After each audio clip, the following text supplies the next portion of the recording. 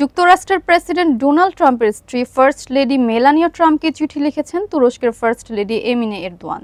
চিঠিতে ইসরায়েলের প্রধানমন্ত্রী বেনিয়ামিন নেতানিয়াহুর সঙ্গে যোগাযোগ করে গাজার শিশুদের দুর্দশার বিষয়টি তুলে ধরার আহ্বান জানিয়েছেন তিনি।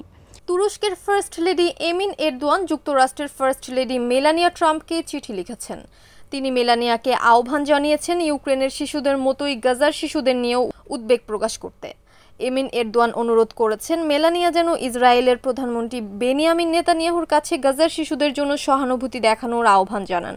চিঠিতে তিনি লিখেন, ইউক্রেনে নিহত 648 শিশুর প্রতি মেলানিয়ার যে সংবেদনশীলতা ছিল তা যেন গাজায়ও প্রসারিত হয়।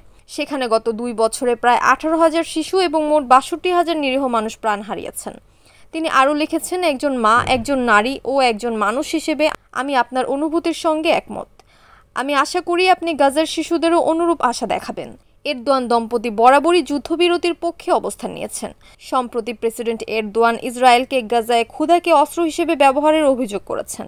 এ প্রসঙ্গে তিনি বলেন, ফিলিস্তিনি অঞ্চল থেকে পাওয়া ছবি নাৎসি শিবিরের চেয়েও ভয়াবহ। জাতিসংঘ গত শুক্রবার আনুষ্ঠানিকভাবে গাজায় দুর্ভিক্ষ ঘোষণা করেছে। তবে ইসরায়েলি প্রধানমন্ত্রী নেতানিয়াহু এটিকে নির্লজ্জ মিথ্যা বলে উড়িয়ে দিয়েছেন।